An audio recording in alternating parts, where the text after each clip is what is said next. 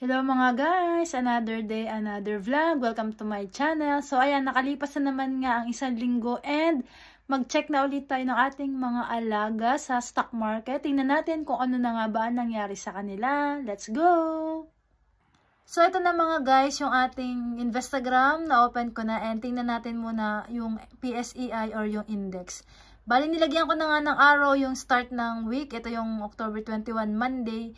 And yung buong week talagang retracement lang yung ginawa niya.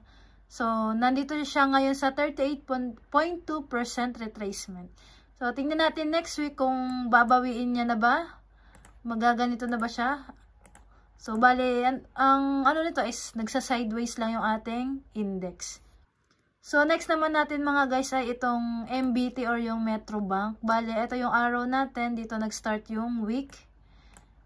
October 21 and ganun pa rin nag-retrace siya, bumaba siya and dito siya stop over sa moving average na 50 at saka Fibonacci 50.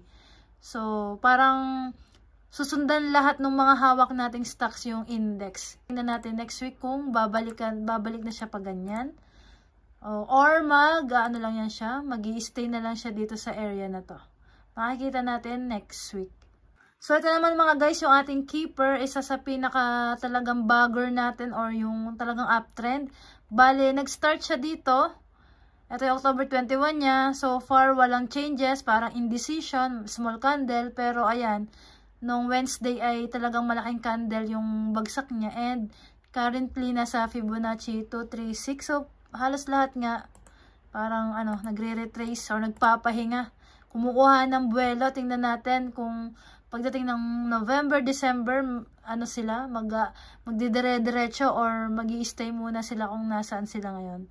So, ito naman mga guys, yung ating MAC, isa sa talagang maganda rin yung performance.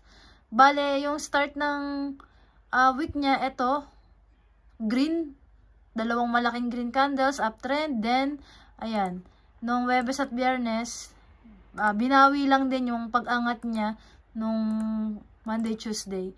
So, tingnan natin kung saan na lang siya kung dito na lang siya maglalaro. Ayan. Diyan lang siya magi-stay. Fibonacci 0.382. Bali, halos nandun yung retracement nila. Nasa Fibonacci 0.382. So, ito naman mga guys, yung atong DNL, yung mga recent natin na binili. So, ganun din. Katulad pa rin ng index. So, ayan, simula ng week, red candle agad. Then, dire-diretso, wala man lang green. So, malamang dito na lang ulit yung babalik. Tapos, gaganyan lang siya, magsa-sideways. Ganyan ang mangyayari natin.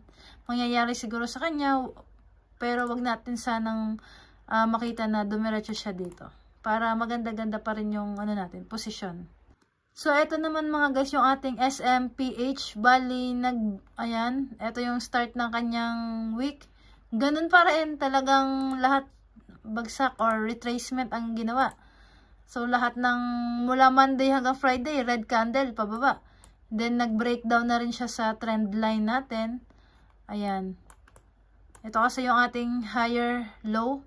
Higher low, higher low. So, breakdown siya. Tingnan natin kung saan siya magkukuha ng support. Pwedeng dito. Dito sa area na to. Baka humupa na siya. Pwede kasi yung magtuloy muna dito. Pag nakahanap siya ng support, pwede ulit siyang bumawi. So, makikita natin.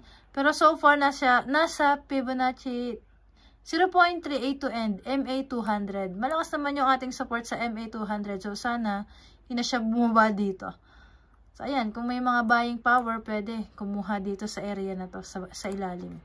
And yung panghuli natin, guys, yung Pure Gold. Ayan. Ito yung start ng week niya. Dito, October 21. So far, hindi naman masyadong malalayo yung candle. Ayan. Pero, retracement pa rin ang ginawa niya nung buong week. Yun nga lang, nung Friday, bumawi siya na isang green candle. So far, intact pa rin yung niya. Structure niya, uptrend. Ayan o. Naka-trend line pa rin naman siya. Hindi naman nabi-breakdown. And currently, nasa, ayan, 0.236 at saka MA20 siya. Medyo maganda-ganda yung ending ng Pure Gold nung Friday. At least may green na malaki. So, yan lamang mga guys ang ating update. So far, nagpuro retracement yung ating mga hawak, pati yung overall index ay retracement din. So, yung para sa akin, opportunity to buy, yung mga may buying power, mag-abang-abang sa ilalim kung naghahanap ng mga long-term stocks. Pero guys, hindi to recommendation. Research muna rin kayo. So, ayun lang. Bye! Thank you for watching!